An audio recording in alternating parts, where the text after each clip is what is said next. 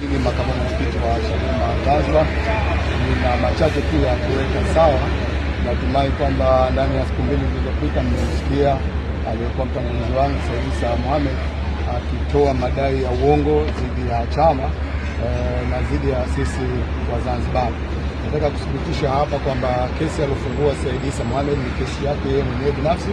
Hakuna kiongozi wala hakuna kikao chochote kilichokaa Zanzibar kupitisha yeye au kumwidhinisha yeye afungue hiyo kesi. Ni usaliti wake ni pamoja na watu waliogoma. Lakini jambo jingine nataka kuniweka sawa kwamba alizungumzia habari ya ruzuku akisema kwamba Zanzibar inapokea ruzuku milioni 2. Si kweli. Zanzibar inapokea ruzuku milioni 11.2 kwa kila mwezi kwa ajili ya malipo ya ofisi, posho za watendaji, uendeshaji wa chama. Kwa hivyo sio kweli, na si kweli kwamba chama hichi kimekataa kununua jengo Zanzibar. Kamati kuu ilipitisha ununuzi wa jengo na jengo lilipatikana eneo moja linaitwa Mtendai Mwembe Madafu na thamani yake ilikuwa milioni 250. Katika cha kushangaza, yeye makamu mwenyekiti mwenyewe pamoja na alikuwa naibu katibu mkuu ndio waliozuia ununuzi wa hilo jengo, sababu hatuelewi sisi nini kimjini. Kwa hivyo huo ni uongo. Anafanya haya makusudi kuwatoa watu katika njia sahihi, anajaribu kutisha watu na kama mlivyosikia kwamba ametishia kwamba yeye ana maneno ya kwenda kwa msajili kuzungumza chama kitafuta. Nataka niwahakikishie wanachadema wote kwamba hilo jambo haliwezekani.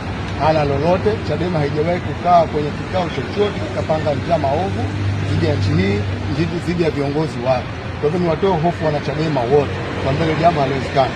Mimi nipo ndani ya kamati kuu kwa miaka 28 mfululizo, sijawahi kuona hata siku moja jambo lolote ambalo limeamuliwa na kamati maalum ya Zanzibar likaletwa bara likapingwa. Hilo jambo halijawahi kutokezea. Halijawahi kutokezea. Mambo yote ambayo yamepitishwa na kamati maalum ya Zanzibar yanapoletwa katika kamati kuu yanaheshimishwa, lakini ni udhaifu wake mwenyewe wa usimamizi wa chama Zanzibar ndio ulisababisha mambo haya ambayo yanaendelea. Chama Zanzibar kilikuwa kimetumiwa gari, gari mpya ambazo mnaziona zinaandikwa Form C of FOC. Gari Zanzibar lililetwa lake, lakini naibu katibu mkuu aliyokuwa na yeye kushirikiana pamoja alilizuia, na lipo Dar es Salaam mpaka leo gari la Zanzibar tumekabidhiwa baada ya wao kufungua kesi. Kwa hivyo nilitaka niwahakikishie tu ndugu zangu waandishi wa Tanzania na wanachadema kwamba tumpuuze msaliti huyu, na tayari tumeshaelekeza hatua za kinidhamu. Kama anavyosema yeye ni mwanachama wetu, tunaanza utaratibu sasa kumchukulia hatua za kinidhamu, na hatukusudii kumjibu tena baada ya leo, kwa sababu tunaamini haya anayoyafanya baada ya kuona mwelekeo wa kesi yake inaenda kufa.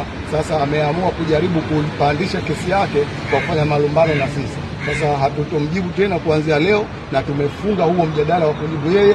Tutaendelea na kesi mahakamani, naye tunamwambia yeye amekuja kushtaki hapa, asubiri maamuzi ya mahakama alafu aendelee kusema. Nawashukuruni sana. Jambo moja samani makamu. Ndio. Alisema kuna deni la kodi ya milioni 12. Hilo vipi? Deni la kodi la milioni 12 kwanza alisema ni la miaka iliyopita ambapo yeye alikuwa ni makamu. Hiyo ni taarifa kwa kweli mimi msikia yeye. Mimi ninapojua chama hakidaiwi kodi ya zamani. Kuna jengo kweli jipya, mkataba wetu unamaliza kila Januari na tunaingia kwenye mkataba na tunatarajia hiyo kukilia hilo deni jipya, sio lile la zamani. Kwa hivyo sina taarifa hiyo deni la zamani.